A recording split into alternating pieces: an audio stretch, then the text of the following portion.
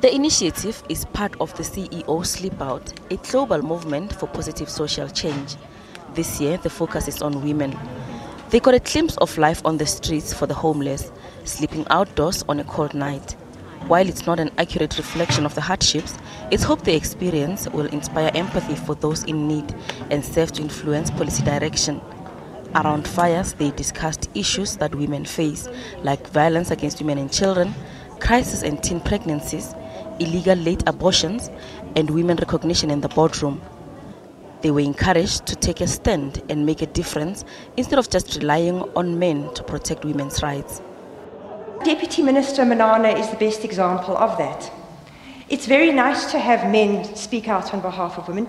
I mean, as you may not be aware, in his position as Deputy Minister of Higher Education and Training, he also leads the She Conquers program, which deals with young women and HIV.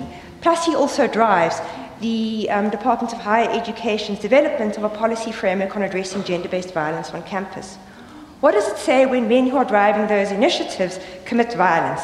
And what does it say when they remain in those positions? And where they are driving those acts of violence against women, they are not taken away from those positions. So I think because we can't, I think he's a very good example of why we can't rely on women, on men exclusively to stop violence against women. We have to continue to focus on services and assistance to women. Government says women have the power to transform the status of women in society. Women who are in executive positions still have to struggle against patriarchal norms and systematic obstacles. If we are to envision change, we must also be able to imagine the total dismantling of the structures that maintain injustice and gendered divisions. Our role as the Department of Women is to support all sectors of our society that imagine and champion the struggle further. Silence on these matters is no longer an option. We must refuse to live in a world where men are the ideal human beings and women exist to be their emotional supporters. We must resist cultures and languages that devalue women's presence and relegate us into inferior statuses. Business executives involved in the initiative say more women should be in decision-making structures to influence policy direction.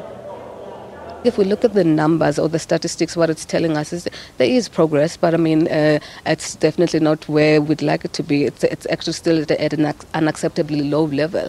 So I think more than real, I think what we maybe need to also focus on is not leaving males behind in this agenda. Currently it's being seen as a women agenda. It's women that are driving it, which is right. I'm passionate as a woman to make sure that other women that are coming after me do get the support. But if we don't get the people that are still the majority in the leadership structures to be part of this and understand what is their role, I think we then will not make the strides that we want to make in this space. We need to get men involved in driving the agenda. We need to make them understand that we're not saying replace males with females. We're saying we want equality, we want equal opportunities. And what is their role then as they are still in the leadership structures that make decisions?